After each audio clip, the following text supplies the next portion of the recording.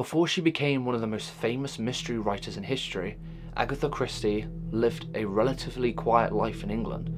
Born in 1890 in the seaside town of Torquay, Christie grew up in a comfortable middle-class household. Her father was an American businessman, and her mother encouraged her to develop a love for reading and storytelling from a very young age. Unlike many children at the time, Agatha was educated at home, where she spent most of her childhood surrounded by books, imagination, and creative writing. From early on, Agatha showed a natural talent for storytelling. She would invent fictional characters and mysterious plots simply for her own entertainment. However, she never imagined that one day she would become one of the best-selling novelists of all time. In fact, writing originally started as nothing more than a challenge from her sister, who bet that Agatha couldn't write a good detective story. In 1920, that challenge led to publication of her very first story, The Mysterious Affair at the Styles.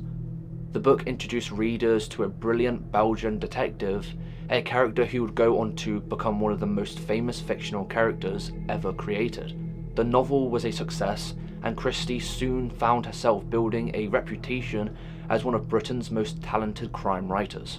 But while her career was beginning to flourish, her personal life was far more complicated. In 1914, Agatha married a royal flying officer named Archibald Christie. During the First World War, she worked as a nurse and pharmacist assistant, which gave her a deep knowledge of chemicals and poisons, something that would become a hallmark of her detective novels. For a time, the marriage seemed happy. The couple had a daughter called Rosalind Hicks and lived together in England while Christie's writing career continued to grow. By the mid-1920s, Agatha Christie was already becoming a household name in Britain crime fiction. But behind the success, tragedy struck her life in multiple ways. In 1926, Christie suffered a devastating personal loss when her beloved mother died. The death hit her extremely hard, and friends later said she seemed emotionally exhausted in the months that followed. At the same time her marriage was beginning to collapse, her husband, Archibald, had fallen in love with another woman who was named Nancy Neely. When Archibald admitted he wanted a divorce, it reportedly devastated Agatha. Only a few days later, something extraordinary and deeply mysterious would happen. On the evening of December 3rd, 1926, Agatha Christie suddenly vanished.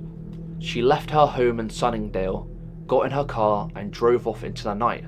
Hours later, her vehicle was discovered abandoned near Newlands Corner. But the scene was completely strange. Her car had been left at the edge of a chalk quarry, and inside it were her belongings still, including her fur coat and driver's license. To investigators, it looked almost as if she had stepped out of the car and disappeared into the darkness. When Christie failed to return home the following day, her family contacted the police. What followed became one of the largest missing person searches Britain has ever seen. More than 1,000 police officers and volunteers began searching the surrounding countryside. Bloodhounds were brought in to track her scent. Even aeroplanes were used to scan the area from above, something extremely rare in the 1920s.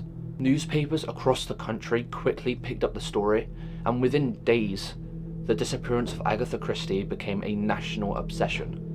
Crowds gathered near the abandoned car, and reporters published daily updates about the search. The public was fascinated by the strange irony of the situation.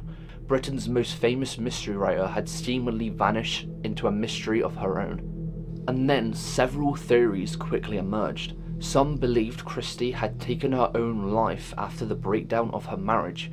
Others suspected foul play and wondered whether someone had harmed her. A few even suggested that the disappearance might be an elaborate public stunt designed to promote her latest book. But despite the massive search effort, there was no sign of her. For 11 days, Agatha Christie remained missing. Then something unexpected happened. On December 14th, 1926, a musician working at a hospital in northern England noticed something unusual. A woman staying at the hotel looked very familiar, like the missing author whose photograph had been plastered all across the UK. Woman had checked into the old Swan Hotel, which at the time was called the Swan Hydropathic Hotel. Even stranger, she had registered under the name Teresa Neely. The username immediately caught people's attention because it was the same surname as Nancy Neely, the woman involved in her husband's affair. When police arrived and contacted her husband, Archibald Christie travelled to the hotel to identify her. According to reports, when he arrived, Agatha appeared calm and relaxed, but something was terribly wrong. She reportedly did not recognise her own husband. Doctors later suggested that Christie may have been suffering from amnesia, possibly brought on by several emotional stress and trauma. According to this theory, the shock of her mother's death and the collapse of her marriage may have triggered a psychological episode that caused her to lose her memory temporarily. However, not everyone believed this explanation. Some critics argued that the disappearance was deliberate and that Christie had intentionally staged the entire event as a way to embarrass her husband or seek revenge of the affair. Others suggested she might have simply needed time away from overwhelming stress in her life. The truth is, though, that no one has ever received a clear explanation. After the incident, Agatha Christie rarely spoke about those 11 missing days. When journalists asked about her in later years, she refused to discuss the details. The mystery remained unsolved. Despite the strange disappearance, Christie eventually returned back to writing. In fact, her career only grew stronger in the years that followed. She then went on to write dozens of famous novels, including Murder on the Orient Express and Death on the Nile, becoming one of the most influential crime writers in literal history.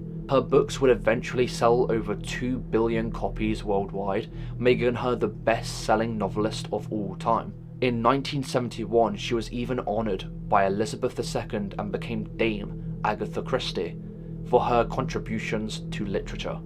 Yet despite her incredible success, the mystery of her disappearance in 1926 has never been fully explained. Even today, historians still debate what truly happened during those 11 missing days. Did she genuinely suffer from memory loss? Did she stage the disappearance intentionally? Or did something else happen entirely? Something she chose to keep secret for the rest of her life?